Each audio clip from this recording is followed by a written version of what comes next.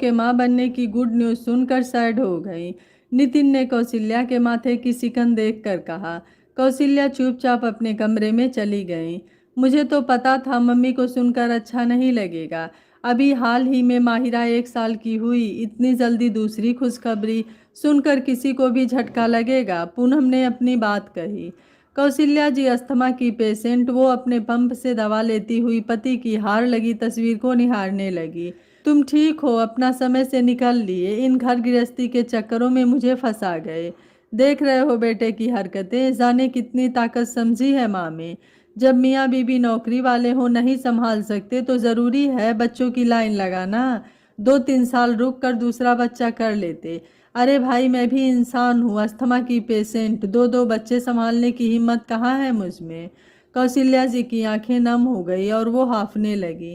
कौशल्या शुरू से बड़ी सपोर्टिव सास रही है, लेकिन अब समय के साथ उन्हें महसूस होने लगा है कि बच्चे उनका इस्तेमाल कर रहे हैं।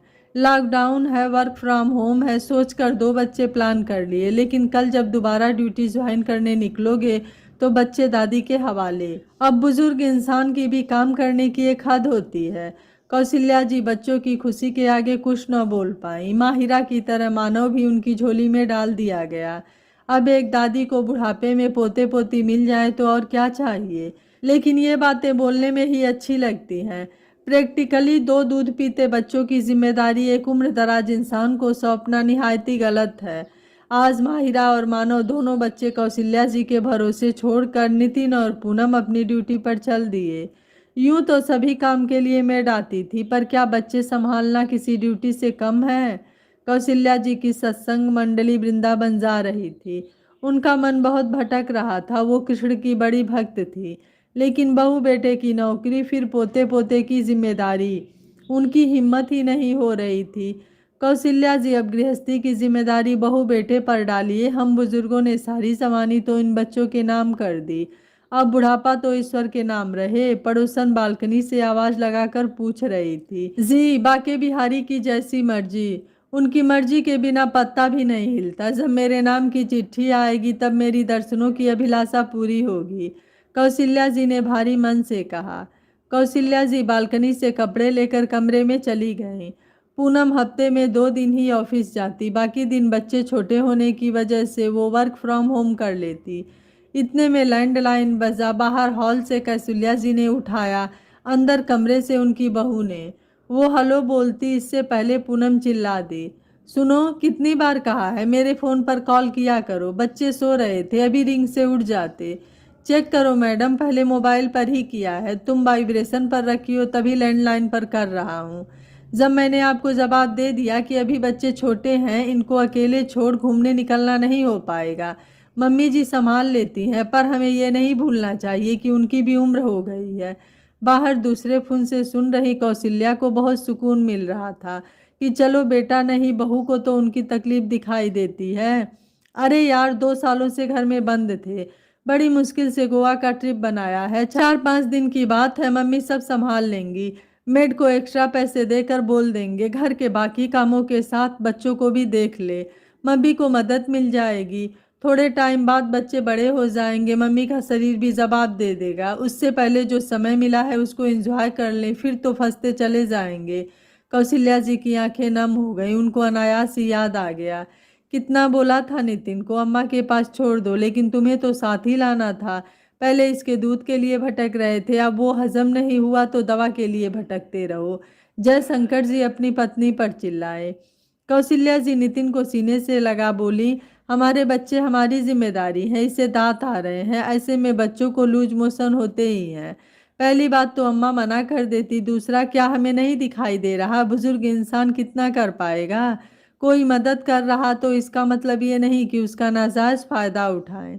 कौशल्या जी की वैष्णो देवी की यात्रा बेटे के खराब स्वास्थ्य की वजह से अच्छे से नहीं हो पाई।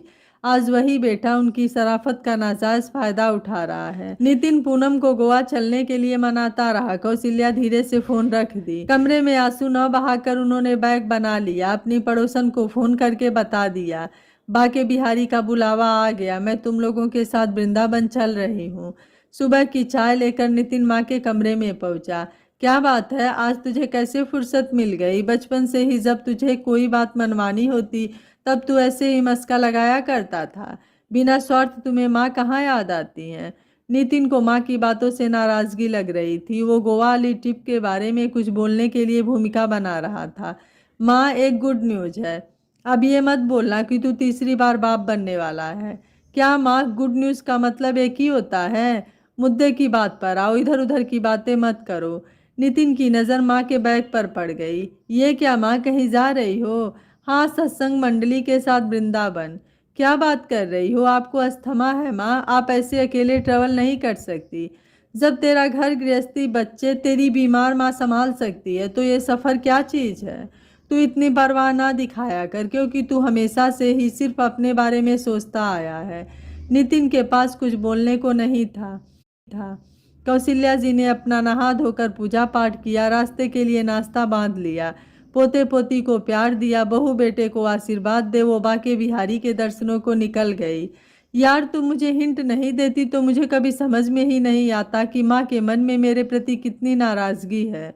नितिन माँ के व्यवहार से व्यथित हो गया।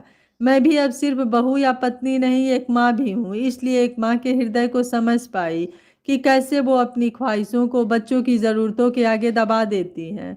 अब उनके शरीर से नहीं निकल रहा, लेकिन उनकी ममता उन पर हावी हो जाती।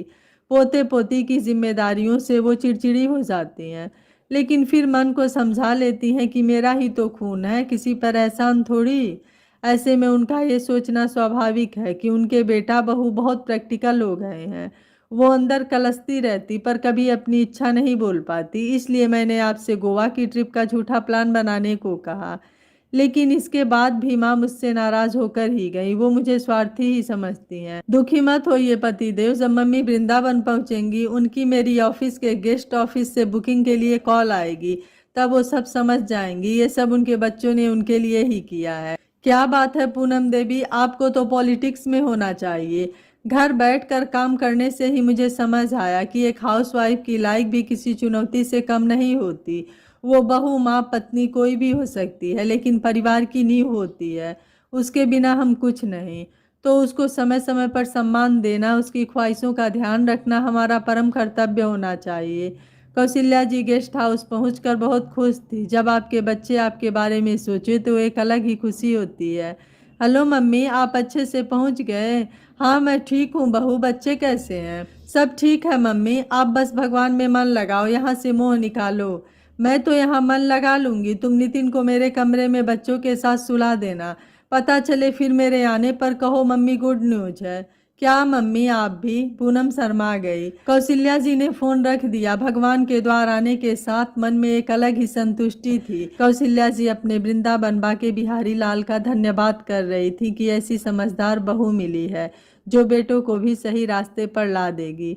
आशा है यह कहानी आपको जरूर पसंद आई होगी। वीडियो पसंद आया है तो वीडियो को लाइक, शेयर एंड चैनल को सब्सक्राइब कर लीजिएगा। Thank you for watching.